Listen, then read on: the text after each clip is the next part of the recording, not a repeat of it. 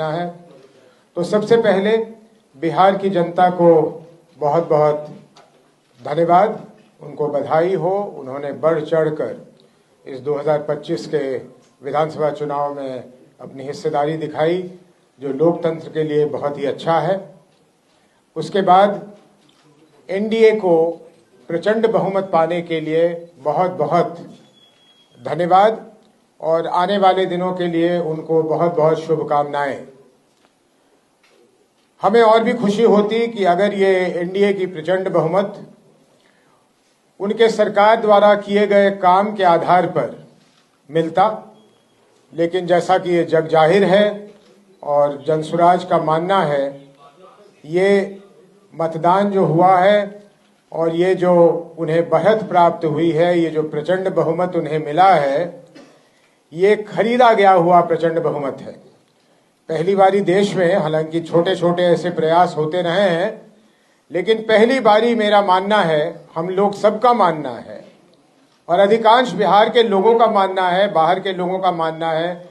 आप तमाम अखबार के अगर एडिटोरियल्स पढ़िए तो आपको पता लगेगा कि 21 जून के बाद इस सरकार ने चुनाव के होते होते तक करीब करीब 40,000 करोड़ रुपए, ये आंकड़ा याद रखिएगा और एनडीए वालों से पूछिएगा, 40,000 करोड़ रुपए खर्च करके ये बहुमत प्राप्त किया है। ये हमारी मांग है कि एक साफ सुथरी सरकार बने जिसमें भ्रष्ट और दागी मंत्री की जगह न मिले।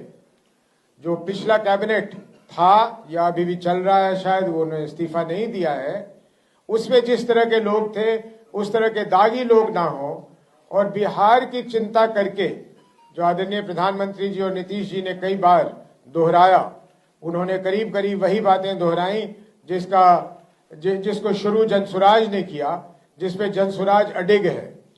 ये शायद प्रधानमंत्री जी ने कहीं पलायन की भी बात की कि पलायन के लिए वो कुछ करेंगे, कुछ फैक्ट्रियां लगाने की बात की है।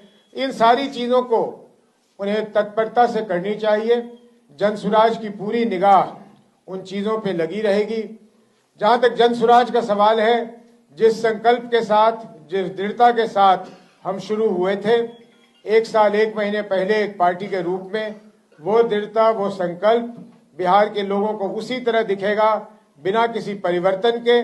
और हम जिस तरह से सरकार की नाकामियों को और सरकार के भ्रष्टाचारों को उजागर करते रहे हैं, भ्रष्टाचारियों को, वो हमारा सिलसिला वैसे ही चलता रहेगा, अनवरत चलता रहेगा।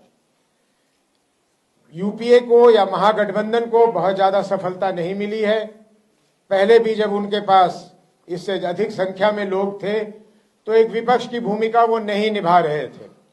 इसलिए जनसुराज का ये मानना है कि हमें हालांकि विधानसभा में बैठने की जगह नहीं मिली, लेकिन फिर भी बिहार में एक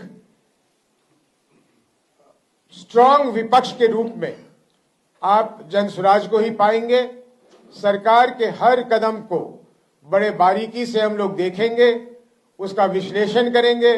बिहार के लिए, बिहार की जनता के लिए उसके क्या लाभ हैं या क्या नुकसान है, उसको हम उजागर करते रहेंगे। देखिए, ऐसा है कि जनसुराज को निराशा है, हम हताश नहीं हैं, हमें वोट नहीं मिले, तो हमारा ये पूछना है अपने आप से भी कि भाई हमारे वोट कहां चले गए। तो वोट यहां चले गए कि राजद के न आने के डर से हमारे जो वोट थे वो पिछले आखिरी के 2-3 दिनों में एनडीए की तरफ चले गए और इस कारण हमारे वोट हर जगह पे आपको बहुत ही कम दिखेंगे।